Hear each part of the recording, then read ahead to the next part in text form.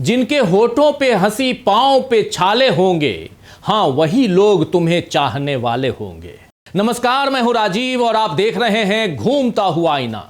दोस्तों, राहुल गांधी के कारण एक बार फिर चुनाव आयोग कटघरे में खड़ा है।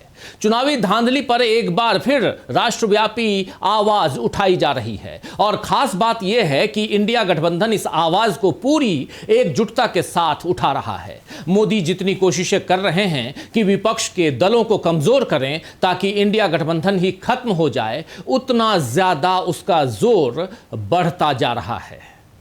अभी 8 जून को राहुल गांधी के नेतृत्व में सभी दलों ने मिलकर तय किया था कि सीधे भारत के मुख्य न्यायाधीश यानी सीजेआई को एक चुनावी धांधली के बारे में बताया जाए, चिट्ठी लिखी जाए। और अब एक चिट्ठी सीजेआई सूर्यकांत को भेजी जा चुकी है, जिसमें एसआईआर, ईवीएम की गड़बड़ी, चुनाव आयोग का पक्षपाती रवैया, मीडिया की भूमिका, सबके बारे में लिखा गया है। और सबसे बढ़कर न्यायपालिका से ही सवाल किया गया है कि अगर उसके पास न जाएं तो आखिर जाएं कहां। यानी कोई चाहे तो भी जिम्मेदारी से बरी नहीं हो सकता है। आप जानते हैं कि 2 महीने पहले ही मई में 5 राज्यों के विधानसभा चुनाव के नतीजे सामने आए थे और अब उनमें नई सरकारों ने काम शुरू भी कर दिया है। बीजेपी के खाते में इस बार पश्चिम बंगाल के रूप में एक राज्य और जुड़ गया है, लेकिन साथ ही उसी खाते में यह बात भी दर्ज हो चुकी है कि बीजेपी बेईमानी से चुनाव जीतती है और इस बेईमानी में चुनाव आयोग उसका साथ देता है। ऐसे में आने वाले चुनावों से पहले चुनाव आयोग कटघरे में खड़ा किया जा चुका है और उसके साथ बीजेपी पर शिकंजा भी कस चुका है। आप जानते हैं कि बीजेपी इस समय पहले ही पेपर लीक में फंसी हुई है। धर्मेंद्र प्रधान भले इस्तीफा दें या न दें, लेकिन मोदी मंत्रिमंडल से उनकी विदाई तय मानी जा रही है। कुछ और मंत्री भी इधर से उधर हो सकते हैं, लेकिन ये ऊपरी साज सज्जा केवल जनता का ध्यान भटकाने के लिए ही। ऐसा नहीं है कि प्रधान यानी धर्मेंद्र प्रधान चले जाएंगे तो जो नया शिक्षा मंत्री होगा या होगी वो पेपर लीक रुकवा देगा। पेपर लीक जैसे कई किस्म के भ्रष्टाचार तो मोदी सरकार की व्यवस्था में गहराई तक जमकर बैठ गए हैं। हमारे सामने ही राम मंदिर को लेकर नए नए घोटाले सामने आ रहे हैं। पहले पता था कि जो चढ़ावा आता है यानी राम मंदिर में जो चढ़ावा आता है उसकी चोरी होती थी। अब खुलासा हो रहा है कि वीआईपी दर्शन के नाम पर भी बड़ी लूट होती थी। मोदी ने 2024 के चुनाव से पहले मंगलसूत्र चोरी का डर हिंदुओं को दिखाया था, आपको याद होगा, लेकिन अब मंगलसूत्र ही कैसे चुराए जा रहे हैं इसका खुलासा भी हुआ है। कांग्रेस नेता और सांसद पवन खेड़ा ने इस बारे में एक वीडियो शेयर किया है, जरा पहले इस वीडियो को देखिए। मेरी माताओं बहनों, ये आपका मंगलसूत्र भी बचने नहीं देंगे। चल रहा था कार सेवा में तो सड़क किनारे में खड़ा था, एक दक्षिण भारत की बेटी आई, मुझसे दौड़ दौड़ मेरे पास आई, कही बाबा मेरे पति शहीद हो गए हैं, इनकी लाशें जलानी है, क्या मैं जला सकती हूँ? हमने कहा बेटा कोई नहीं आया, तुम जला सकती हो। जब वो लाश के पास गई, दौड़ी मेरे पास आई, एक लाल कपड़े में सामान दिया, कहा भैया इसको आप रख लीजिएगा। हमने कहा क्या सामान है मेरी बहन? कहे आप खोल के देख लीजिए। हमने खोल के देखा, उस बेटी की मंगलसूत्र था। उसने कहा मेरे पति कारसेवा में शहीद हो गए हैं, इस मंगलसूत्र को आप राम जन्मभूमि में लगा दीजिएगा। हमने कहा बेटी मेरे हाथ से नहीं लगाया जा सकता है, हम साधु संत सन्यासी हैं, मैं वचन देता हूँ, आशीर्वाद देता हूँ कि जब भी राम जन्मभूमि बनेगा तो आकर के इस मंगलसूत्र को आप दान पेटी में डाल देना, तेरा मंगलसूत्र दान पेटी में चला जाएगा। और राम जन्मभूमि बनने के बाद वो बेटी यहाँ आई और अपना मंगलसूत्र उतार करके हमारी बेटी दान पेटी में डाली। इन चंदा चोरों ने उस मेरी बेटी के मंगलसूत्र को भी चोरी कर लिया है। रखा जा सकता है इन दुष्टों को, रखा जा सकता है इन दुष्टों को, प्रयोग कर दिया हूं। जो राम का न हो का हो सकता है। इस वीडियो के साथ साथ पवन खेड़ा ने जो कुछ कहा है, लिखा है, जरा वो भी देखिए। पवन खेड़ा यहां लिख रहे हैं कि मोदी जी कह रहे थे मंगलसूत्र चुराएंगे, मंगलसूत्र चुराएंगे, तब कोई नहीं माना, देखा करके दिखा दिया ना, मोदी है तो मुमकिन है। तो दोस्तों, कांग्रेस तो मुख्य विपक्षी दल है, लिहाजा वो मोदी सरकार पर प्रहार करेगी ही। लेकिन जो वीडियो आपने देखा उसमें यह भी जाहिर हो रहा है कि साधु संतों का एक बड़ा वर्ग भी मोदी से इस वक्त नाराज हो चुका है। धर्म के काम में चोरी और बेईमानी की बात जनता तक पहुंच गई है और इसमें इन साधु संतों का भी नुकसान हुआ है, क्योंकि अब इन्हें जनता के बीच अपना विश्वास फिर से बनाना पड़ेगा। इधर छात्रों का तबका भी मोदी सरकार से नाराज चल ही रहा है। सीबीएसई के नतीजों में बड़ी गड़बड़ियां की गई, फिर नीट पेपर लीक हो गया जिसमें अब तक जवाबदेही मोदी सरकार तय नहीं कर पाई है। जंतर मंतर पर परीक्षा और शिक्षा व्यवस्था की गड़बड़ी के खिलाफ जो नाराजगी प्रकट की जा रही है उसे देखकर मोदी सरकार को सावधान हो जाना चाहिए। मगर मोदी को इस समय विदेश यात्राओं में ही मगन है। कल फिर से 6 दिनों की यात्रा पर नरेंद्र मोदी देश से बाहर चले जाएंगे। अच्छा है कि वो नए नए देश जाएं, वहां सम्मान पाकर खुश हों, लेकिन उनके नाम पर बनी सरकार को सत्ता से बाहर करने की जो तैयारी यहां हिंदुस्तान में की जा चुकी है उसे मुकम्मल होने में अब ज्यादा समय नहीं लगने वाला है, ये भी दिखाई दे रहा है। तो आइए दोस्तों, आज आईने की नजर से पड़ताल करेंगे कि क्या मोदी के खिलाफ फूट चुका है लोगों का गुस्सा, और समझेंगे कि क्या राहुल गांधी ने मोदी को हटाने का तैयार कर लिया है प्लान। लेकिन आगे बढ़ने से पहले आइए मोदी के फर्जीवाड़े का एक और उदाहरण देख लेते हैं, एक और एग्जाम्पल जरा देखिए। पीएम मोदी ने शनिवार को राजस्थान में पचपदरा में रिफाइनरी का उद्घाटन किया और इस दौरान एक पौधा लगाया और उसे खेजड़ी बता दिया, जबकि वो असल में पीपल का पौधा था। मोदी ने इस बारे में लिखा था कि मुझे यहाँ एक पेड़ माँ के नाम खेजड़ी का पौधा लगाने का सौभाग्य मिला है। मैं जानता हूँ कि राजस्थान में खेजड़ी का कितना महत्व है। बढ़ते रेगिस्तान को रोकने में इसकी बहुत सार्थक भूमिका रही है, लिहाजा ये पौधारोपण हमारी कार्य संस्कृति का उदाहरण भी है। आपको बता दूं कि खेजड़ी का पेड़ न केवल पर्यावरण बल्कि सांस्कृतिक तौर पर भी राजस्थान के लिए बहुत अहम है और यहाँ इस पेड़ से लोगों का भावनात्मक जुड़ाव है। पीपल को खेजड़ी बताने पर मोदी की जमकर खिंचाई हुई है। कांग्रेस विधायक हरीश चौधरी ने लिखा है कि जो अपनी संस्कृति और परंपराओं में पूजनीय पीपल तथा खेजड़ी के वृक्षों की सही पहचान तक नहीं कर पा रहे हैं, वे संस्कृति की रक्षा के बड़े दावे कर रहे हैं। थार की जनता दिखावे और वास्तविक समझ का फर्क अच्छी तरह समझ रही है।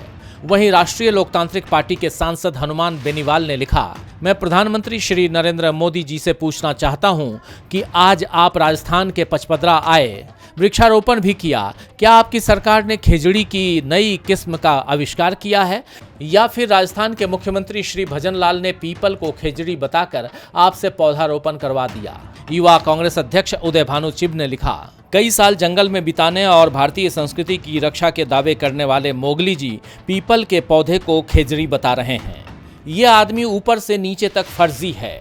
इसके दस्तावेज फर्जी, इसके दावे फर्जी, इसकी डिग्री फर्जी, इसका विकास मॉडल फर्जी, जो कहानियां बेचता आया है देश को वो सब की सब फर्जी। टोपीबाज शब्द इसके आगे पानी भरता है। पीपल को खेजड़ी बताने पर पीएम मोदी की जिस तरह खिंचाई हो रही है उससे पता चलता है कि लोगों ने अब उनकी लफाजी में फंसना छोड़ दिया है। मोदी एक पेड़ मां के नाम लगाते हैं और लाखों पेड़ उनकी सरकार के फैसलों के चलते काटे जा चुके हैं। मोदी भारत की युवा शक्ति की बात करते हैं लेकिन युवाओं को शिक्षा और रोजगार के लिए तरसा रहे हैं। मोदी लोकतंत्र बचाने की बात करते हैं लेकिन दूसरे दलों को तोड़कर उनके सांसदों और विधायकों को खुलेआम खरीद कर अपनी सत्ता की मजबूती चाहते हैं, जबकि लोकतंत्र का तकाजा तो यही है कि आप चाहे हारें या जीतें, वहां गरिमा से हार को स्वीकार करिए और जहां जीते हैं वहां पूरी ईमानदारी से सत्ता संचालित करिए। लेकिन मोदी के शासन में लोकतंत्र का हाल ऐसा हो चुका है कि न ईमानदारी बची है और न ही गरिमा बची हुई है। इसी से चिंतित होकर इंडिया गठबंधन के नेताओं ने एक चिट्ठी 28 जून को सीजेआई सूर्यकांत को लिखी है कि अब लोकतंत्र बचाने का काम न्यायपालिका ही कर सकता है। इंडिया गठबंधन ने सीजेआई को लिखी चिट्ठी में मोदी सरकार और चुनाव आयोग पर बड़ा आरोप लगाया है। विपक्ष का दावा है कि लोकतंत्र खतरे में है और बीजेपी सरकार एक पक्षपाती चुनाव आयोग की मदद से चुनावों में हेराफेरी कर रही है। विपक्ष ने सीजेआई सूर्यकांत से एसआईआर को रोकने की अपील फिर से की है और तर्क दिया है कि ये विधानसभा चुनाव से 5 साल पहले किया जाना चाहिए, इसे हड़बड़ी में क्यों किया गया। विपक्ष ने अपनी चिट्ठी में ईवीएम पर भी सवाल उठाए और बैलेट पेपर व्यवस्था को फिर से लागू करने पर गंभीरता से विचार करने की मांग की है। उन्होंने आरोप लगाया है कि दिल्ली, महाराष्ट्र और हरियाणा में चुनावों में हेराफेरी की गई थी। इंडिया गठबंधन ने सीजेआई को लिखे खत में कहा है कि वे उन्हें पत्र नहीं लिखते, लेकिन हालात ने उन्हें ऐसा करने पर मजबूर कर दिया है। इंडिया का कहना है कि बीजेपी को फायदा पहुंचाने के लिए एसआईआर, चुनावों में हेराफेरी के लिए एजेंसियों का दुरुपयोग और चुनाव आयुक्तों की नियुक्ति की जा रही है। आपको याद दिला दूं कि सुप्रीम कोर्ट ने मई में ही एसआईआर प्रक्रिया को सही ठहराया था और कहा था कि यह प्रक्रिया निष्पक्ष और स्वतंत्र चुनाव की संवैधानिक जरूरत को पूरा करती है। जबकि इसी मई में बंगाल में जब टीएमसी की हार हुई तो ये नतीजे किसी के गले नहीं उतरे। बंगाल में एक साथ 27 लाख लोगों को एसआईआर के कारण वोट देने से रोका गया था। टीएमसी को मिली हार के बाद बंगाल में उसके खिलाफ खड़ी कांग्रेस भी हैरान रह गई थी और इसी के बाद ममता बनर्जी से राहुल गांधी ने बात की थी। इस बातचीत का ही नतीजा था कि 8 जून को इंडिया गठबंधन की बैठक 2 साल बाद हुई और अब सारे दल नए सिरे से एकजुट होने पर जोर दे रहे हैं। तो मोदी का जादू कैसे टूट चुका है, इंडिया गठबंधन की बैठक और सीजेआई को लिखी चिट्ठी उसका एक बड़ा उदाहरण है। दोस्तों, आप याद कीजिए कि 2014 के वक्त एकदम से मोदी नाम का बोलबाला बढ़ गया था। आम चुनाव से लेकर विधानसभा चुनाव और यहां तक कि नगरीय निकाय चुनाव भी मोदी के नाम पर लड़े जाने लगे थे। जो बीजेपी के पुराने नेता हैं उनमें से अधिकतर ने तब के चुनाव में जीत दर्ज की थी, लेकिन कई बड़े नेताओं की जगह राजनीति में नए उतरे लोगों को भी जब बीजेपी ने टिकट दी तो उनमें से कई लोग चुनाव जीत कर आ गए। इसे मोदी मैजिक, मोदी लहर ये सब कहा गया। ऐसे नाम से मीडिया ने जो है वो पूरा का पूरा मोदी का प्रचार किया। मीडिया में भी एक बड़ा तबका यही मानने लगा कि मोदी के कारण देश का कायाकल्प हो जाएगा, इसीलिए दिन रात मोदी को कवरेज मिलने लगा। अब भी यही चल रहा है। बस फर्क ये है, इतना है कि जिन पत्रकारों को लगा कि उनसे गलत बात पर भी मोदी मोदी करवाया जा रहा है और उन्होंने आवाज उठाई तो उन्हें चैनल से बाहर कर दिया गया। अगर 2014 में मोदी के नाम से वाकई कोई राजनीतिक जादू किया गया था तो अब उस जादू की मियाद पूरी हो गई है। इंडिया गठबंधन की चिट्ठी से तो यही जाहिर हो रहा है। आपको बता दूं कि इंडिया गठबंधन के सारे मौजूदा दलों के अलावा तमिलनाडु की सत्ता से बाहर हो चुकी डीएमके और दिल्ली की सत्ता से बाहर हो चुकी आम आदमी पार्टी ने भी इस चिट्ठी पर हस्ताक्षर किए हैं। सीजेआई को संबोधित करते हुए इस पत्र में आरोप लगाया गया है कि भाजपा शासन में चुनाव में गड़बड़ी की शुरुआत चुनाव आयुक्तों की नियुक्ति से ही हो जाती है, क्योंकि मोदी सरकार ने अनूप बननवाल मामले में सुप्रीम कोर्ट के फैसले के उलट चुनाव आयुक्तों को चुनने वाले कॉलेजियम से सीजेआई को हटा दिया था। इसमें आरोप लगाया गया है कि सरकार ने ऐसे लोगों को नियुक्त किया है जो उससे करीबी तौर पर जुड़े हुए हैं। पत्र में कहा गया है कि हमारी गहरी चिंता का कारण चुनाव आयोग और खासकर मुख्य चुनाव आयुक्त का खुलेआम पक्षपाती रवैया है। इस गठबंधन ने कहा है कि चुनावी प्रक्रिया के दौरान बीजेपी का खुला और बेझिझक समर्थन किया गया। उन्होंने चुनाव आयोग और मुख्य चुनाव आयुक्त ज्ञानेश कुमार के एसआईआर को सबसे कठोर प्रहार बताया। तो खत का एक बड़ा हिस्सा चुनाव आयोग की गड़बड़ियों पर ही केंद्रित है। अब चुनाव आयोग तो अपने प्रेस कॉन्फ्रेंसेस में ऐसे प्रश्नों को फौरन खारिज कर देता है जो चुनावी गड़बड़ी से जुड़े होते हैं, लेकिन अब क्या सीजेआई सूर्यकांत भी ऐसा कर पाएंगे? क्योंकि इस बार तो गेंद सीधे न्यायपालिका के पाले में डाली जा चुकी है। उसके सामने लोकतंत्र के बचने या पूरी तरह खत्म होने का बड़ा सवाल छोड़ दिया गया है।